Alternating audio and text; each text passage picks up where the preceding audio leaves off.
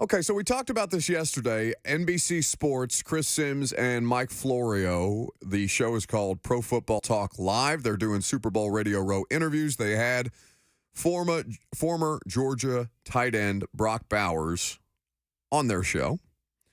And I guess it ends right as like we're starting during our time slot. So Chris Sims had just tweeted out that they had asked Brock Bowers about where he wanted to play as an NFL player, and that he gave them a straight-up answer. Now, to hear the audio, there's a little bit more of a runaround than just straight-up definitively Titans, right? But this is courtesy of Pro Football Talk Live yesterday. Chris Sims, Mike Florio, and Brock Bowers. Well, I know you can't control it, but if you could, where would you want to go? Whoever wants to take me. I mean, it's hard to say. I'd love to go to. He wants the Niners to get rid of Kittle, and then he wants to go to the 49ers. I'd be all right. Let him say it. I'd be all right with going to the Tennessee Titans. I mean, I liked it down Really? in the Georgia, Tennessee area. I mean, I thought it was cool, but yeah, that'd be a cool spot to Yeah, be. you hear that, Titans? Yes, literally everybody heard it because nobody ever says that, right? Nobody ever even, because he's saying it just kind of casually, like, yeah, I like the Southeast. I love Florio jumping on Sims. Like, shut up. He was about to say it. Oh my God, can you imagine? If you asked that question and I, because sometimes I talk over guests and stuff like that, and I did that, you would grab me by the neck and like wring my neck to get me to shut up. He literally was like, yeah, I think I would like to go too. And then Sims just jumps all over him. Florio's like, shut up. Well, because This never happens. Chris Sims, former athlete, is thinking, oh, this kid's never going to tell us where he wants to play. That's the number one rule they're not supposed to say, right? Because what happens now? Literally, it's a headline on Pro Football Talk. We're talking about it down here because he said the team that plays down the road from us, right? And it brings up an interesting question for us to prolong the conversation because what the hell? Why not? I mean, there's a couple of different reasons why not. You can push back on the idea if you want to. But I'm really having a hard time, Lucas, with the idea of people's level of pushback on the idea of Brock Bowers. Now, let's say, for the purposes of this exercise, they are staying at 7.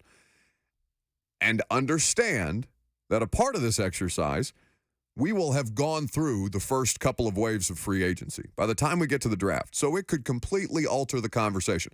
They could, as a coaching staff, Brian Callahan and Rand Carthon and Chad Brinker and everybody making decisions over there, they could look around and say, yeah, we like Chig, we like Wiley, let's get a blocking tight end, let's roll.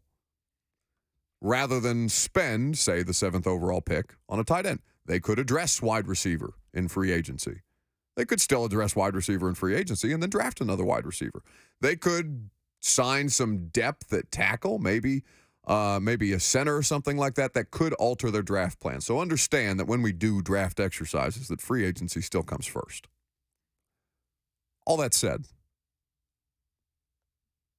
what's the biggest argument against it? That you need a tackle and you need one desperately. Do you need one so desperately when Brian Callahan's answer to the protection issues is that it's a holistic offensive problem, right? And he details all the different ways, disagreeing that it's just on the offensive line. And we know this, right? We've talked about this before, the way teams help offensive linemen, especially when the defensive linemen are so much better in the league right now. Do they need a tackle to the point where they might overdraft one, Do you need a tackle so badly? Because I agree. I'm more on that side than I am draft Brock Bowers. But if it comes down to it and they make the decision and we're all looking around at each other in the media room on the first night of the draft, waiting to go down, do the press conferences, talk to the pick afterwards at St. Thomas Sports Park, am I going to look around and be pissed at them for drafting Brock Bowers, the best tight end prospect since Pitts is probably up there? We could probably go back and forth on them. I think Bowers is a better prospect than Pitts was coming out of college. There's no such thing as the surefire sure thing, but he is as close to it as it gets to me. I saw somebody tweeted us yesterday saying that they remembered our conversation from like the first year of the show me.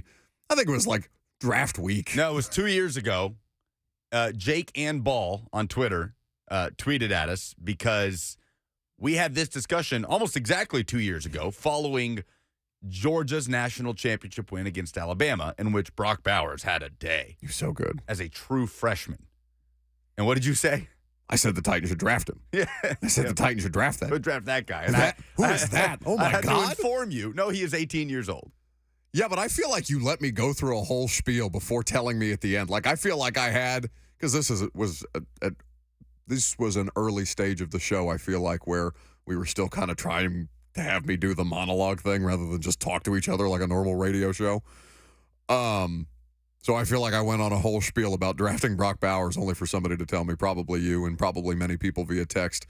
I don't think we had the live chat then, thank God, that Brock Bowers is a true freshman, you idiot. Still, I would have done it. But stash him somewhere. Draft him now, stash him somewhere. He was ready to play then.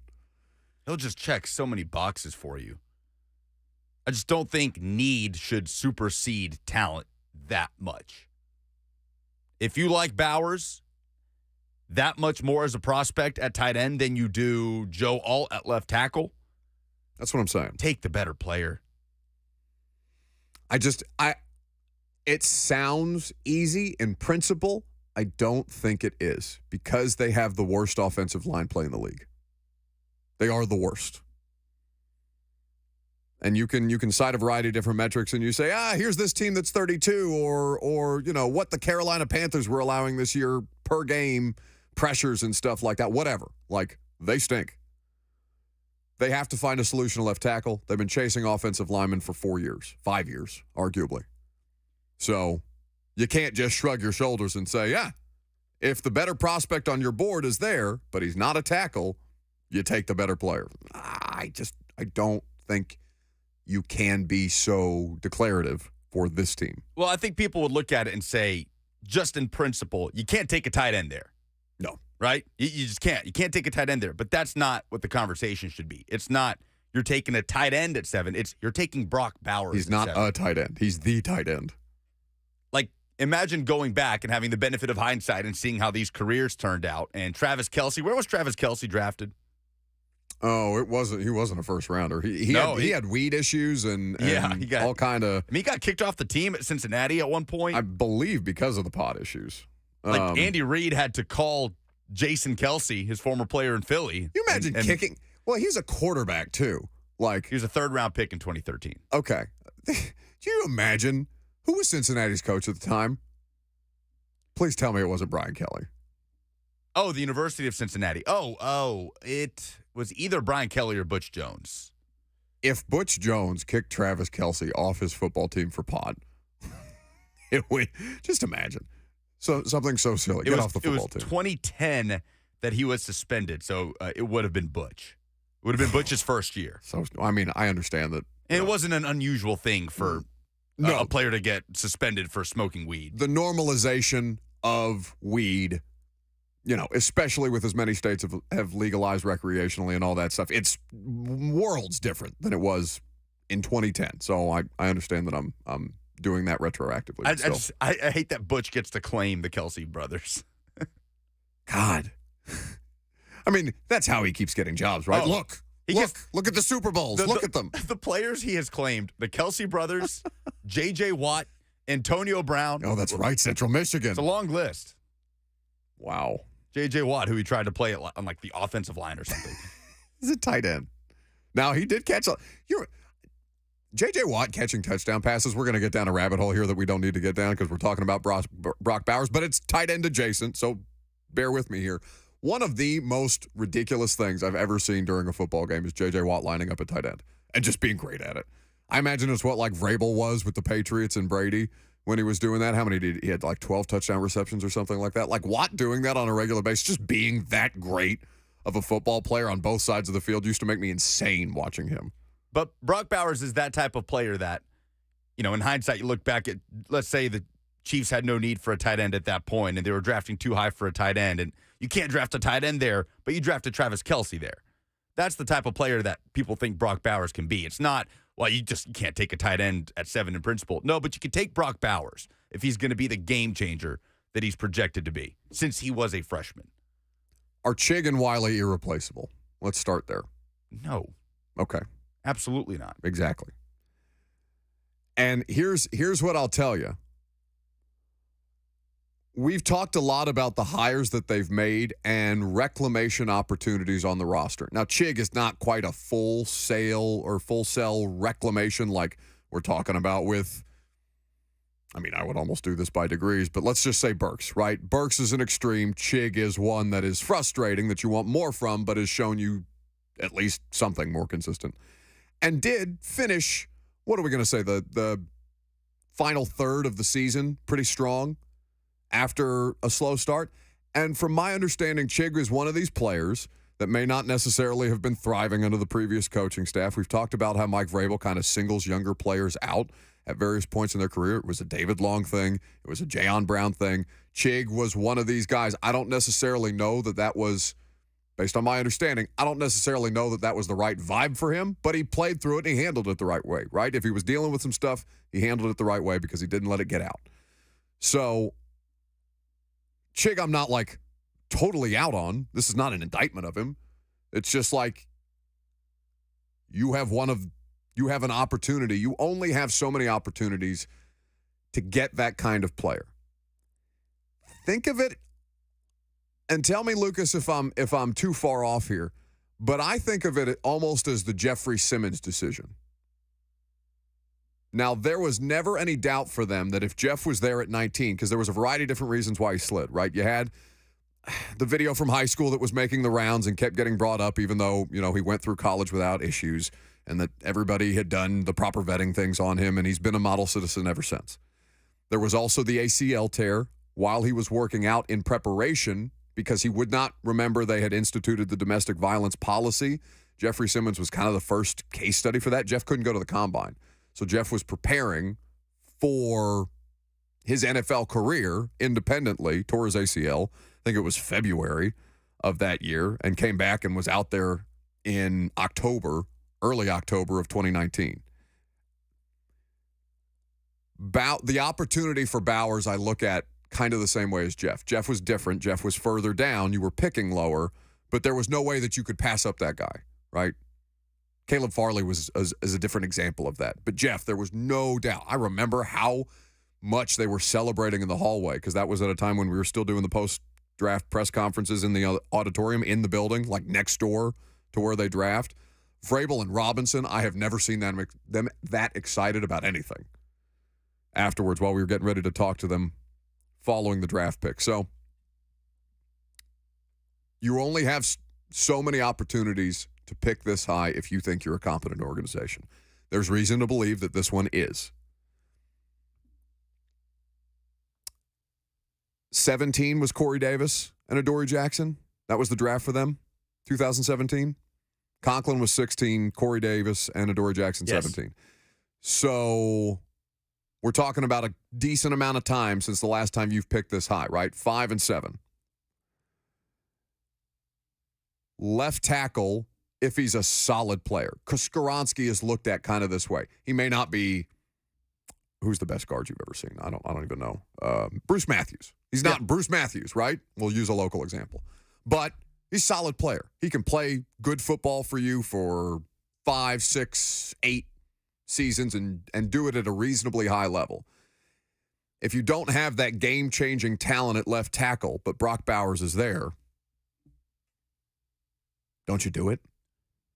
Yeah, is Joe Alt enough of a talent to say you can't pass up that guy? More so than Brock Bowers is? Probably not. And it also depends on draft philosophy and what has Ran Carthon showed us. Is he going to go more based on need or more based on best available? What was it? Roll the dice, play the board. Roll the dice, play the board. Titans needed a wide receiver the entire time And in they the didn't take one 2023 until- NFL draft They didn't take one until Dow. in the 7th round. And I know they got the Hopkins thing right. They got it so right. And I can't, hold, but you almost didn't against them, right? Because they did. But if Hopkins doesn't come, if Hopkins doesn't sign here, think about what the hell we're talking about. Because that was definitely pre-Hopkins. Now, I am certain that they felt really, really strong the way that they handled it, right? Because remember Vrabel, he was asked, is it good enough? It's good enough for Monday. Like, we'll figure it out. Very blasé, right? And we're all looking around like, okay, what else are you going to do here? And they got Hopkins, and everything was manageable, right? You had a 1,000-yard receiver. The rest of the stuff that you had around him fell short, and your offensive line made it impossible to accomplish much of anything in the passing game. But he still got his. Skill position players, the head coach's stated philosophy about all this, and what Brock Bowers is relative to the other players at their respective positions based on where you'd be picking in the back half of the top 10, I'm not mad about it. I'm not mad about I've already talked myself into it. I'm in a good spot if I they think do we're it. all in the F&M Bank chat outside of Puka, who's adamant that they need a left tackle, says she'll cheer for another team if they don't take a left tackle. Just imagine being that desperate for offensive line play. I don't blame her. Yeah, no. She's completely right. Because how could you look at this team and think anything but? Jay on the F&M Bank chat says Bill Callahan can fix this O-line with mediocre talent. Levis needs Bowers. Well, listen, all right, because I started to make this point and then I think I got distracted. Chig and Wiley as the example, with Bowers is what we're talking about. Chig and Wiley are dealing with a new coaching staff. They're already, Wiley was drafted by Rand and Vrabel, but with a new coaching staff, a lot of this stuff changes. So while we talk about a lot of reclamation opportunities on the roster, don't just assume that they're going to fix everything that's wrong with Kyle Phillips, that they're going to fix everything that's wrong with Jalen Duncan or NPF, right? Some of these guys, they may just move on from when the opportunity best arises because they have a different type at whatever. We don't know that yet. We'll find out more as they work through this first draft together. We're going to revisit this a million times for sure. Between now and the end of April. But what do the Bengals need more in the 2021 draft when they had a top 5 pick? Oh, my God. Offensive line or wide receiver? What did they need more? For a team that already had T. Higgins and Tyler Boyd, the answer is they needed offensive line more. They took Jamar Chase. We're going to revisit that a million times for the next 2 months. Gluttons. 615-737-1045 is the number. Ryan is in Murfreesboro up next. What's up, bud? Yo. Hey, man. So I'm just wondering, why is the tight end position kind of seen as a less than position than wide receiver with the evolution of Kittles and Kelsey, Laporta? Things like that position has really become in a high demand. It seems like it's a higher percentage play with having a 2-back system where guys can catch the ball out of the backfield. And it seems like the wide receiver one, just not saying that they're not still valuable. It just seems like the tight ends are being used as much as wide receivers. And with the history the Titans have of drafting bad wide receivers, I just don't know why it would be, in some people's eyes, better to get a wide receiver one than it would be to get a tight end like Brock Bowers. I mean, help me understand that point. Well, I mean, no, you're right, because a tight end like Brock Bowers is a different conversation, right? A tight end like Brock Bowers can be your wide receiver one. Hell, it was Georgia's. I completely, you know why I remember freaking out about him in 2022? Because he had 13 touchdown receptions. Just ridiculous. It's totally unbelievable. Just unstoppable. And I know he had some health stuff this past year, but still.